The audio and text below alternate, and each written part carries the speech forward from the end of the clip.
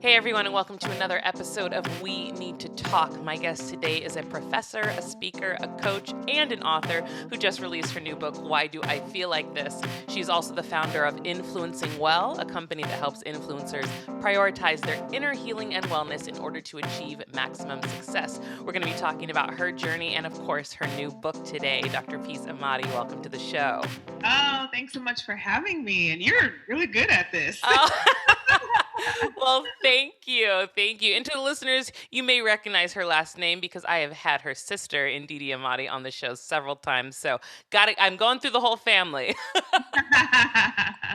I love it. Two beautiful, strong Black women. And if there's nothing that I love more when I see Black women choose fields that you typically don't see that representation in. So I love what you've been doing. And I read in your bio that you got into this line of work because of your own experiences as a child of going through bullying and going through anxiety and depression. So what were some of those experiences? And you can be as open as you feel comfortable, but from those experiences, when did you start to make those shifts to turn those bad experiences into power to help you grow and overcome them? Mm, Definitely later than I wished.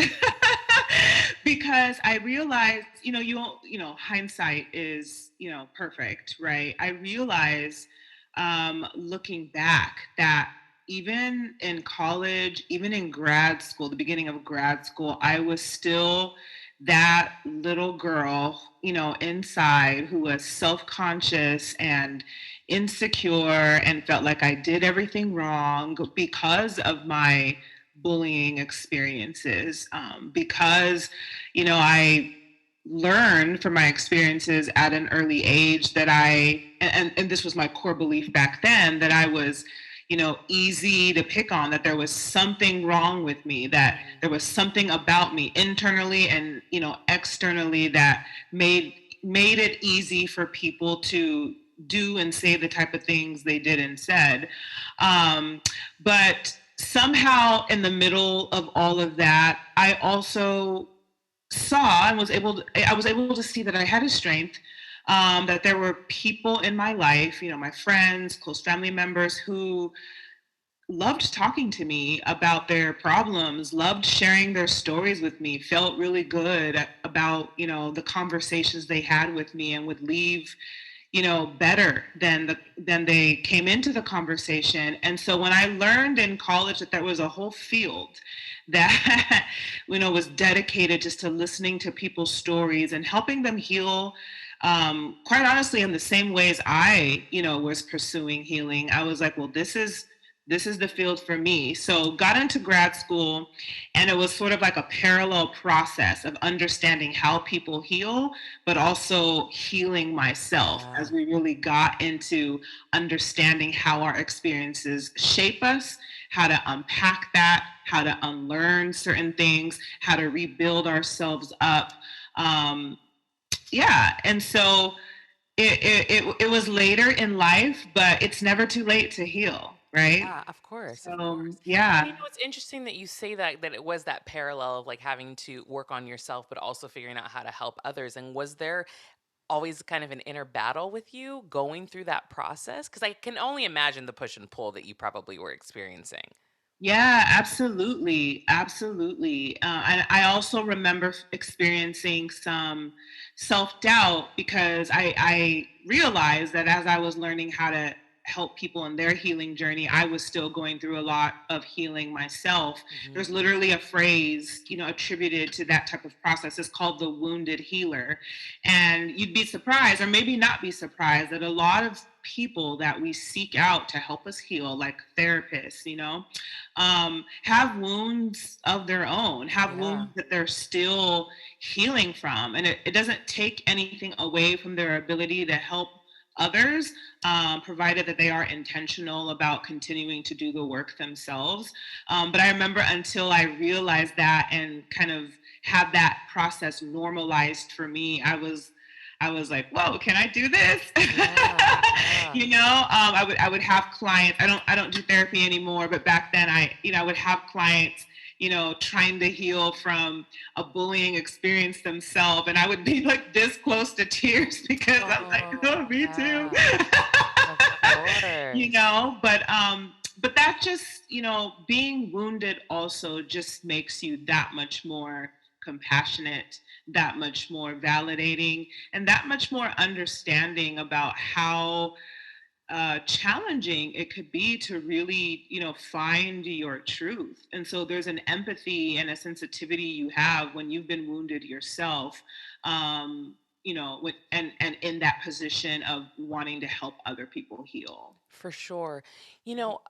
I've talked about this quite a bit, but I do feel like there is this resistance, specifically in the Black community, to want to talk about your problems and want to deal with mental health and deal with, any kind of adversity, just talking about it. And also, when you're more of a faith-based person, you're told you need Jesus and that's it, but you can have Jesus and a therapist, That part. right, right. But for you, did you ever have that kind of struggle when it came to your faith and then also wanting to heal? Did you ever feel like, maybe I do just need to pray about it, but no, I should go get therapy? Like, did you ever have that battle? What's interesting about that is I personally never had that battle, but I saw it everywhere around me. And I think that's what actually motivated me to pursue the work that I'm doing. Mm, Because somehow along the way, I was just convinced that prayer was good and God is great and he is the ultimate source of healing, but that there was this like big world out there, that he created, and he downloaded the best parts of him into people and yeah. into fields, you know what I mean? And I just had this sense that there was a way to dig into our healing, that would like supplement the prayer that we were doing. And so I always felt, like sort of out of place and a little bit shocked when I would hear things from the pulpit, like, if you have anxiety, you just don't trust God enough. And I'm like, well, Mm, what if something is literally wrong with your brain? Or, right. what if you haven't healed from what happened to you when you were 5? You know what I mean? It just always fell flat for me. It always felt really dismissive. So I'm like, okay, I'm seeing something that a lot of, people of God, a lot of people in the church, a lot of spiritual leaders aren't seeing. So maybe I'm going to be, sometimes you're the answer to your own question. Yeah. Yeah. Yeah. Yeah. So Yeah. I'm like, maybe I'm gonna pursue a field, which I did, and pursue work, which I am, that's gonna help bridge that gap because it never made sense to me. To me, God felt like I'm a master therapist. I'm Yeah. like, how do we not all see God as literally a therapist, a Yeah. doctor? Why there's this, and if he's put himself in us, that means there's people who have been equipped Mm, and on top of that trained, to show that part of God to us. And yeah. so, yeah, girl. There's a couple things you said, but you saying when you said God downloaded the best parts of himself, and I almost threw my shoe because that is such a good way to put it. But it's so true. It's like, why would you not think that God would be able to speak to you through somebody else? Exactly. So use the tools that are given to you, use the resources that are put in front of you to get to that point of feeling, because I truly do believe that God obviously wants us to all be in our best places, in our best minds, in our best hearts, and be able to be healed. So I love that you said that. That is incredible. Mhm. um you know as you were going through your healing, but also through your studies, what did you feel was your biggest challenge? Mhm. My biggest challenge, first of all, has always been internal. Like when I look back on my life and I hear other people's stories and the type of things they've been through in their lives, I'm like, people have really been through some stuff. My greatest obstacles have been internal, and they've been around, as cliche as this may sound, um, just literally believing that I was worthy, literally believing that I was good enough for good things, Yeah. believing that I was worth taken seriously, Mm, believing that I had something to offer this world. And I Right. know that my doubt around that came from childhood experiences, and there's like some temperament stuff. I'm also what's called a highly sensitive person. That's like a whole field as well, and highly sensitive people can struggle a little bit more with some of these internal battles because we just feel everything so much more deeply. So if Yeah. somebody says harsh words to us, for another person they might let that roll off their back. For us it could literally change our whole view of Mhm. ourselves, just because we feel everything deeply. And so it's kind of like the blessing and the curse of being a highly sensitive person. But Mhm. that said, yeah, it just believing in myself, believing I was worthy, feeling good enough. And I feel like a lot of people struggle with that, For life sure. leads to varying degrees. But that was definitely a big one for me. And I remember having a very transformative session with my therapist when I realized that was my problem, is that Mhm. I didn't think I was good. And because I actually still to this day don't know her faith tradition. It wasn't important to me um, that she be a Christian. It was just important that she would give me room to explore like my own faith, which she's Yeah. been really great at. So she even in that was like, well, wait a minute, isn't like one of the first verses in the Bible about like God looking back and saying this is good? You know what I mean? Like about his creation. And I was like, you know, you know what? So let's unpack that. Like, where are you getting, this, what's created this narrative that you are not good, that you are not good enough. And Mm. so that was sort of the beginning of that was sort of the beginning of the work that I needed to do to be this person kind of sitting in front of you right now. And it felt like a later realization, to be Mhm. honest. I'm like, I just didn't think of myself as someone who didn't believe in herself, because I've still been able to add to my accomplishment list. But For it's not sure. about that. You can be a high achieving person. You can add, notches to your belt, and still really struggle with self worth. For And sure. once you realize that, and once you begin to work through that, it changes everything. I write that on my website. Like, once you focus on the inside, everything changes. You think you're doing big things right now. Wait until you really see how much you're worth. It's Yeah. it's a game changer. Yeah. And being in a field that is a predominantly white space, how have you managed to keep your self-worth intact? Because I can only imagine the pushback you've probably received being a black woman with a doctor in the title of her name. Yeah, it's so funny. It reminds me of a story. Like, in graduate school, actually, I was one of two Black people in my whole cohort. Been And there. yeah, right.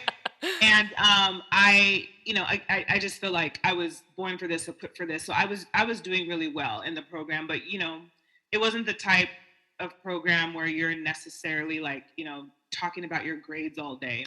But I was doing really well. I know I was killing it. I knew that I was probably like outperforming my classmates just because of me seeing how I was doing. And I remember us all being in a room together studying, and then somebody brought up, oh, so how did everyone do on that last test? It was like a something, I think, in our research course that was like supremely difficult. And everyone went around and like shared their score. I was like, oh, this is new. And then they got to me, and I shared mine, and it was significantly higher than everyone else's in the room. Good for you. And they all, the way they looked at me, it's like you knew they did not expect Mm, the Black girl, of course. you know what I mean, to be like, to have Mhm. killed it that way. It was just like, oh, oh, wow, oh, congratulations. I cannot explain it, but Oh, you don't have to, trust me. You don't. You do yeah, not have to. I have been there. I get it. I understand. It's that expectation like, well, how did she do better than I exactly, did? exactly, It's that exactly. attitude. Yep. And maybe they didn't, I'm sure there was very limited kind of consciousness as to what was going on for them. But like I just living our lives as Black women, let's like we already know, right? Mhm. So I was like, I left feeling like that was weird. But it just, your question reminds me that there's been certainly times where I've been I think underestimated, just a whole bunch of other things. And I think just the most powerful thing has just been to look for representation, just look Yeah. for other people who are, and there may not be a ton of them. There are more now than when I was in grad school, but looking for people who look like me in these type of spaces, in any high space, has been really powerful for me, really Mhm. affirming, really validating, and really encouraging, Yeah. inspiring. It's like, okay, well, if the vice president of the United States can be a Black woman, I really can do whatever the heck I want to do. You know what I mean? Let me find out I'm trying to be president. You know what I mean? Like, it just speaks to the power of like representation, because that's where we get our strength. That's where we Right. get our strength. For Seeing other sure. people be in the spaces and killing it, because that affirmation isn't always going to come from the other. And that's Yeah. just the reality. Yeah. Did you ever feel that there was pressure on you to be that representation because it was a field that was lacking? Yeah, yeah, yeah. And I think that's the burden that we carry, right? As a whole, just in general, yeah. Yeah, I think that's the burden that we carry, and it's up to us. And I do think that decision should be left to each and every person, whether they want to embrace that or not, Mhm. because it can be tiring, and it can be overwhelming. I liken it to how some people are looked at as role models, but then they don't want to be role models. And I'm like, Yeah. well, I respect that. It's like they don't want to be a role model, and we shouldn't pressure them to have to be the role model. I Mhm. feel the same way, like in this space. I happen to be someone who embraces it. Like I know how much it's meant to me to see other Black women in powerful spaces and healing spaces, and so I embrace it. I'm big on mentorship. I'm big on giving back because I know what it's taken for me to get to where I am and for me to find that freedom and permission to be all that I can be. Um, but but yes, to answer your question, I certainly do feel it, and I think that's just the burden that that we carry, Yeah, unfortunately. absolutely. Because it's unfortunate, but when you look at the scope of Black excellence, you feel like you have to be the representative. You feel like you have to be that quintessential Black person that people look to. It's like, I have to do good for my entire community so Right? that they stop judging us, stop putting these stereotypes on us, stop having these perspectives of how we Yeah. all function and are. Which is weird because you don't want to get into the whole like Black people are monolith thing, but at the same time, they do look at you as the like the representative for the entire You community. are the So Black race. right. Yeah. It's Uh-huh. wild. It is. Anything you do comes back onto your entire community. So you feel Right. like you have to make sure you're always putting your best foot forward, always doing your best, and always ascending to the top. Yeah, yeah, it can be burdensome. I think what I try to do though is knowing that people are watching, people who look like me and people who don't look like me. I'm also pretty intentional about doing what is authentically me. And Yeah. I'm like, well, if this is new to you as a Black person, well, hey, hello. It is, what it is. Some of the Yeah. things I enjoy, some of the, even something as simple as just the different type of activities I enjoy, I can tell people are like, oh, but wait. Yeah. You Yeah. know what I Yeah. mean? And so I do show kind of like the fullness of my personality and what I enjoy. And if that is new to you or strange to you, then well, you just got a crash course in the fact that we are not all the same. Right. Um, Right. so yeah.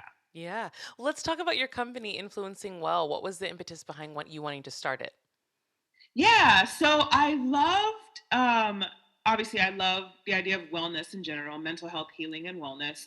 And I've always been drawn or felt especially called to people who I refer to as high potential people, high potential women specifically. So people who influence, people who have been clearly, equipped to lead.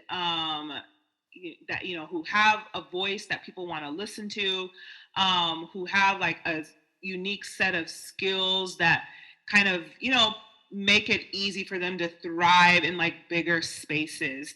Hmm. um and not everyone is like called to that, and not everybody wants that, but there's people that are and do, and we feel it, right? We feel it when we are someone who we it's like people who know that they are meant for greater things, or that they have Yeah. great potential. We always feel it. It's like Hmm. the part, it's like the sense God puts in us that propels us to pursue whatever that calling is. Yeah. I've always been drawn to those type of people, specifically women. But what I was realizing is, um, sometimes those, us, we don't take care of ourselves, while we are walking in our purpose, while we are building our platforms, while we are impacting and influencing. And I had seen the times that it was happening for me, where it's like, I'm not taking care of myself. And even before that, sometimes we're letting our own fears and beliefs about ourselves, and mindset traps get in the way of us even becoming that influencer, becoming that leader. So between that stuff getting in the way, and between actually walking in purpose but not taking care of yourself, I felt like I really wanted to create something that would address those things, for Yeah. for women like you and me. And so it's a journey. There's so much more I want to grow in my business, but I'm really proud of the work I've been able to do with the couple courses that I have launched so far, Hmm. gearing up to add more to the library, sort of ultimately building like a school, if you will, of stuff that's going to be tailored to women like you and I, and I'm sure that are listening, because if they're drawn to this podcast, then they are probably, that type of person. Right. Right. Right. Right. To just help us heal, help us pursue our own healing, and to help us lead, and do that, while staying well, Yeah. is a big deal to me. Yeah, I love that. Is there anything that you found that is a common denominator between the people that you've worked with as to why they haven't taken the time to really heal in order to lead? Because I know a lot of people, for example, they will drown themselves in busy work to kind of ignore having to take care of themselves. And then they think that they're doing well because, let's say, they're successful, they have a big following, their businesses are going well, but they've never actually hit pause once in their life. And Yeah. then when they do, they probably fall apart. So, have you seen anything like that, or is there anything that's common between all of these people that you've worked with in your company? I think a lot of it actually may come down to just not knowing that there is a better way. Mm, Not knowing that there is healing that needs to be done. It's this healing is this interesting thing where you can literally live your life not realizing that you need to heal from something, because this has been your norm. You have your hair triggers, and you're just like, well, I just flip out when that happens, and you don't have an understanding that it doesn't have to be that way, or you don't have to be burnt out, or there could be even greater success around the corner for you if you really get this part of you in check. I think there's just a lack of awareness that you can have both. You can have this yeah. massive influence and impact, and you can also be whole. You can be flourishing inside, as much as you're flourishing outside. Yeah, lack of awareness, and just once you realize it, just the options of like where to go and how to Yeah. get that, could either just be limited or not accessible. So I think there's a ton of reasons, but that's why I'm doing the work that I'm doing. So Absolutely. whoever feels like they may be drawn to what I'm doing, yeah, part of what I do is actually creating that awareness too. Like if you feel like this, that, and a third, guess what? You don't have to feel that way. You know what I Yeah. mean? Yeah. And I've noticed that the more I list out and paint a picture of what some of these kind of holes and gaps in our mind, heart, and soul are, the more people are like, oh, wait a minute. Maybe that is something I need to look into, which makes me think, okay, this is an awareness thing. People don't even know they're hurting. For sure. For sure. Mhm. And I have to say, I think as of late, the conversations surrounding healing and mental health and all of that is becoming less and less of a stigma. And I have appreciated people being more vulnerable and willing to talk about it. And I don't know if you've noticed that as well, but if you have, why do you think there is a shift in our culture that is allowing people to talk about their problems more? Yeah, I've definitely noticed the shift. And I literally think it's just because more people are deciding to be more bold and courageous about talking about their own mental health Hmm. journeys and their own mental health struggles. And, like people that we all genuinely respect. So the more our leaders and, the celebrities we look up to, it matters. Like the more these people that have huge platforms open up and say, this is what's been going on with my mental health, this is how I'm getting help, this is how I'm healing. I think the more we see that, and then the more we see that, the more it becomes more normalized. And then for those of us who are, not the Oprahs and the Meghan Markles of the world yet, just be Yeah, keep that energy. Keep that energy. I love that. just talking about it amongst our families and in our Hmm. communities. I mean, when I launched my book, which is about 2 weeks ago or so, I had a little virtual party. It was really cute, and I remember my sister brought up that I was the first to sort of talk about mental health in my family. Mm. Like I feel blessed to have the family that I have. Like I don't have too much to complain about. I have to be honest there. But one thing we weren't great at least earlier, is how to respond to big emotions. And the more I learned about psychology, and definitely once I got into grad school, I would literally come home and be like, okay, when we're feeling something big, this is how we talk about it, and this is why we talk about it.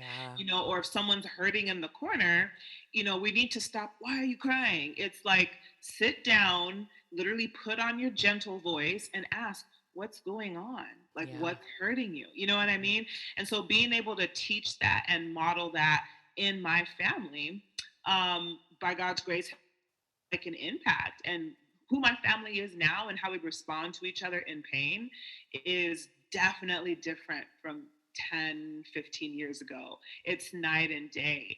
And it was my sister that brought that to my attention. Like, remember back when, and then you would do this, and so and so would do this, but now look what they're doing. And I'm like, you're so right. And it was just literally a little bit of education and a little bit of role modeling as to what it looks like to respond more appropriately to emotions. So Hmm. the more we teach and the more we model, just even in our families and communities, the more we destigmatize. So we have Yeah. power in this area too. Yeah. And speaking of your book, I love the title. Why do I feel like this? We're going to talk about that. But the reason I love that title is because I think that that is the main question people ask themselves. And it's really brilliant that you titled that, because there have been times where I'm just upset or I'm sad or I'm down on myself, and I literally go like, why do I feel like this? Like I don't why am I what is going on?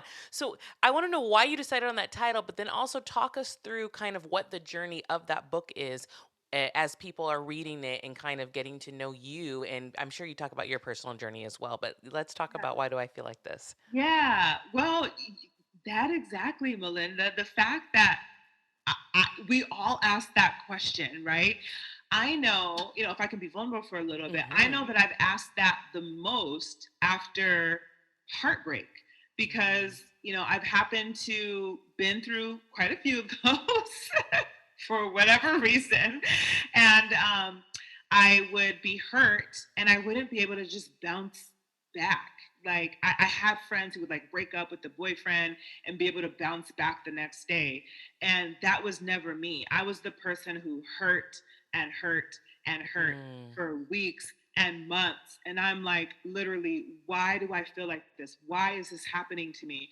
Why is literally my heart bleeding? You know, and the more, because I'm just in general an observer of people, I had a sense that people were doing the same around their own struggles. Why can't I just get up in front of 30 people and give this presentation without wanting to pass out?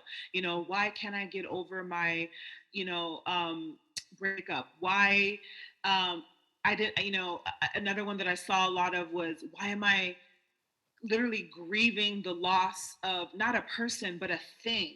You know, like why?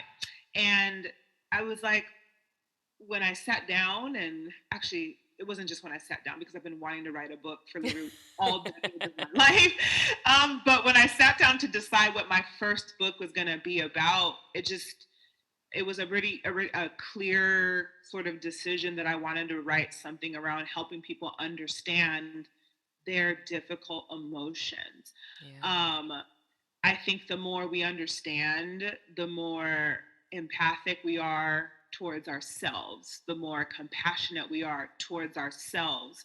And that was a big deal for me too, because I felt like why people weren't healing is that they were beating themselves up for feeling something very natural Right. and for feeling something that was actually trying to teach them something. So here's what I've been saying, and this is the heart of the book. Like, if there's one takeaway I want people to grab from talking with me, from looking at this book, it's that our emotions aren't our enemies.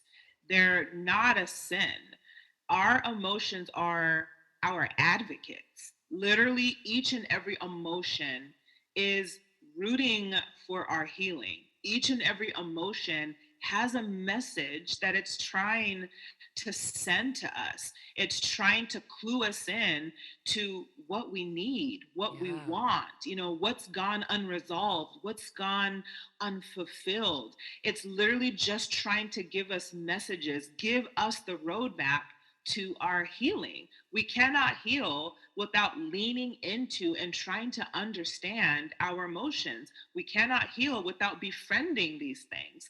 And that's the heart of the book. So Yeah. you're getting an understanding as to why you feel, but you're also getting an invitation to lean in and hear what this emotion, be it anxiety, depression, envy, hear what this emotion is trying to tell you about your life. Because if Mm. you listen and you have a conversation, you're going to be that much more closer to your freedom. It's literally the only way to get to that point. And so that's the book, girl.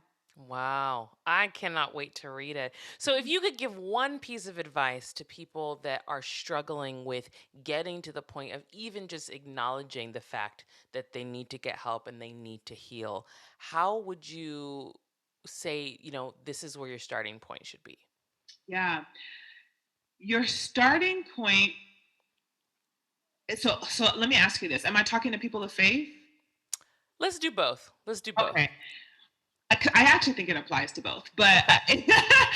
I, That's a good question because people do approach it differently, but that's a great question. Yeah. yeah, I would say that the starting point is understanding, trusting, believing that your creator wants the very best for you. Mm, And you have this life, you know when it started, you don't know when it's going to end, you know. Before the time we're here, your creator wants the best for you. He wants you to thrive. He wants you to have joy, mhm. peace, all of that. We can't have those things without healing. We can't, you know.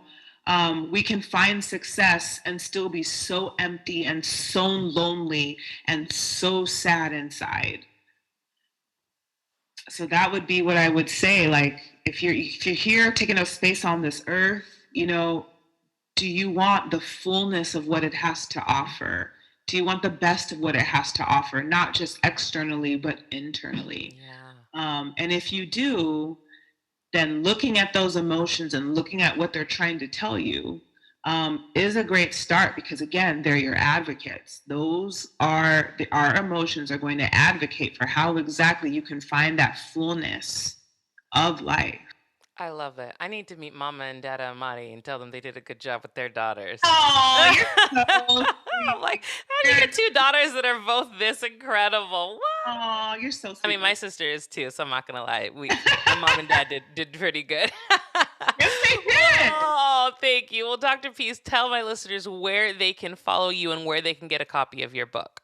Absolutely. So, the best way to get connected with me is certainly at this time Instagram.